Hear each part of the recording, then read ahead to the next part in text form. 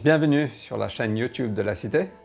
C'est vraiment une joie de pouvoir interagir avec vous de cette façon. N'hésitez pas à vous abonner, liker la vidéo, partager, faisons un buzz.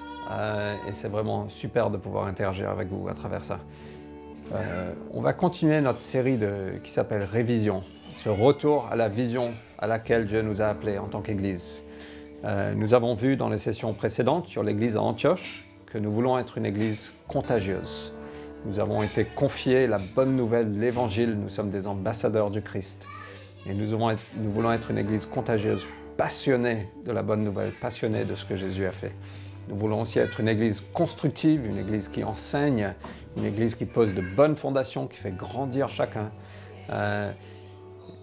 Et pour aujourd'hui, nous voulons être une Église contributeur. Ça veut dire quoi une Église contributeur? Contributeur envers chacun, contributeur envers d'autres Églises, l'Église avec un grand E. Contributeur aussi envers notre société. Nous ne vivons pas que pour nous. Quelqu'un a dit que l'Église est la seule organisation qui existe pour le bien-être de ses non-membres. L'Église existe pour le bien-être des autres. Et on peut facilement tomber dans l'erreur de vivre que pour nous, de faire uniquement ce qui nous rapporte directement. Mais ce n'est pas ça l'amour. L'amour est sacrificiel, l'amour donne sans compter. Et Paul a cité ça en citant Jésus, il y a plus de bonheur à donner qu'à recevoir. Et nous voulons être une Église contributeur, un acteur dans la société, pas simplement un spectateur. Cette notion implique une générosité, de l'intentionnalité, un amour sacrificiel. Et on voit ça dans l'église d'Antioche. Si vous entendez des enfants, c'est parce qu'on est chez nous, on a des enfants qui jouent à côté. Donc pour continuer avec l'histoire de l'église à Antioche, on va lire de Actes chapitre 11, versets 27 à 30. À cette époque-là, des prophètes descendirent de Jérusalem à Antioche. L'un d'eux, au nom d'Agabus, se leva et annonça par l'Esprit qu'il y aurait une grande famine sur toute la terre. Elle arriva en effet sous l'empereur Claude. Les disciples décidèrent d'envoyer, chacun selon ses moyens, un secours aux frères et sœurs qui habitaient la Judée. C'est ce qu'ils firent en l'envoyant aux anciens par l'intermédiaire de Barnabas et de Saul. Donc on voit qu'ils ont donné pour d'autres. Ils ont été généreux. Ils auraient pu se dire non, il y a la famine qui arrive, on va économiser, on va mettre de côté pour nous, pour les temps difficiles. Mais au contraire, ils ont donné pour le bien-être des autres. Et l'amour nous pousse à être généreux. La générosité n'est pas toujours pratique, c'est pas toujours opportun, c'est pas toujours confortable, ça coûte.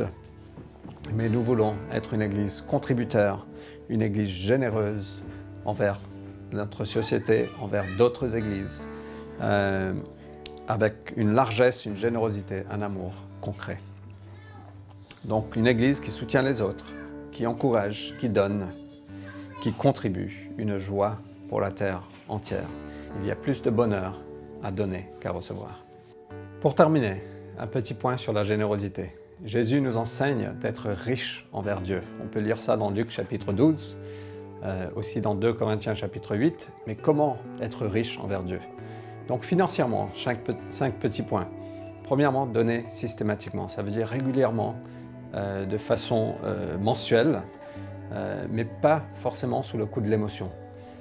Ne soyez pas manipulés par l'émotion quand quelqu'un vient vous présenter un projet de façon très émotionnelle, mais décidez en amont ce que vous allez donner de façon régulière, de façon systématique. Soyons dirigés plutôt par notre révélation du Christ que par l'émotion. Deuxièmement, donnez en proportion à vos revenus. Nous avons cette conviction qui est la dîme, qui est les 10%, qui appartiennent à Dieu.